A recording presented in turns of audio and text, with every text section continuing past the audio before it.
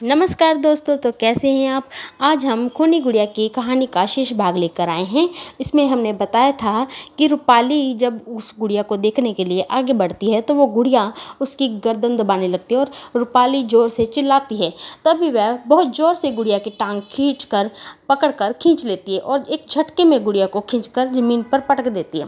तभी गुड़िया एक ज़ोरदार चाकू से रूपाली के ऊपर हमला करती है कि तभी वहाँ पर अचानक से वहाँ पर डेनिम आ जाता है और वह ऐसा होता हुआ देख लेता है। अब ये डेनिम को पूरा यकीन हो जाता है कि मेरी बेटी रूपाली मुझसे झूठ नहीं बोल रही थी। इस गुड़िया में ज़रूर कोई शैतानी शक्ति है जो कि मेरी बेटी को मारना चाहती है। अब डेनिम को अपनी बेटी रूपाली का डर सताने लगता है, अतः वह उस गुड़िया को उठाकर कब्रिस्तान में जाकर वहाँ दफन कर देता है। लेकिन डेनिम को लगता है कि ये गुड़िया अब अपना आतंक नहीं फैलाएगी, लेकिन ये उसकी सबसे बड़ी भूल थी।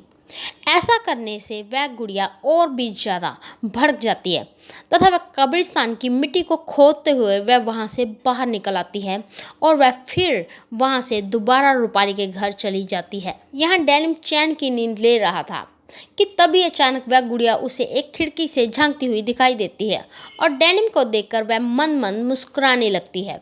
गुड़िया की आवाज़ सुनकर वहाँ पर डेनिम की नींद खुल जाती है और वह खिड़की के बाहर झांक कर देखता है, परंतु उसे वहां पर कोई भी नजर नहीं आता। देखते ही देखते पल भर में वह गुड़िया रूपाली के कमरे में आ ही जाती है। अब उसके हाथ में एक धारदार चाकू होता है।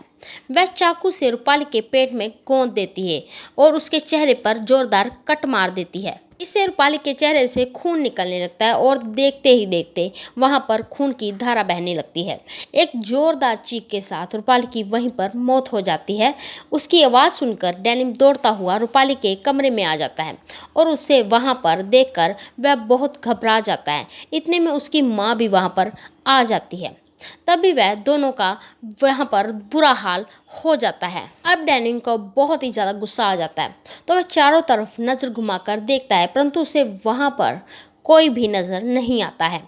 तभी वह वहाँ पर जोर की हंसी की आवाज़ सुनाई पड़ती है और वह उसे गुड़िया डेनिम से कहती है कि देखा डेनिम, पहचाना मैं कौन हूँ। मैं वही रिचर्ड हूँ जिसे तूने गुड़िया की फैक्ट्री में मरता हुआ वहीं पर छोड़ दिया था। आज भी मैं तुमसे अपना बदला लेने के लिए आया हूँ। तेरी वजह से मेरी मौत की खबर सुनकर मेरी फैमिली में मेरी बेटी और मेरी पत्नी दोनों ने भी आत्महत्या वहीं पर कर ली थी और अब तुम दोनों भी नहीं बच पाओगे। लेकिन डेनिम को अपनी बेटी के खोने का गम था, इस वजह से वह चाकू को उठाता है और इस गुड़िया को मारने की कोशिश करने लगता है, लेकिन ऐसा वह नहीं कर पाता है। फिर कैसे न कैसे करके ये दोनों उस गुड़िया पर अपना कब्जा कर लेते हैं और उस गुड़िया को वह कैद करके एक तांत्रिक के पास ले जाते हैं। जैसे ही वह तांत्रिक के पास उस गुड़िया को लेकर जाते हैं और वह देखता है तो वह समझ जाता है कि इस गुड़िया को किस तरह से मारना है। तांत्रिक बताता है कि इस गुड़िया की मौत दिल पर चाकू मार देने से होगी और फिर वह डेनिम गुड़िया को लेकर बाहर चला जाता है। जैसे ही गुड़िया बाहर निकलती है तो वह तुरंत ही डेनिम के ऊपर अपना हमला कर देती है और उसके बाद इस हमले से डेनिम घायल हो जाता है।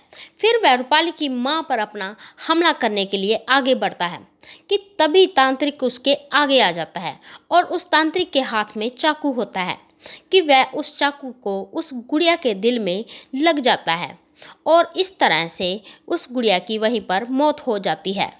तो दोस्तों, कैसी लगी आपको ये खूनी गुड़िया की हॉरर स्टोरी।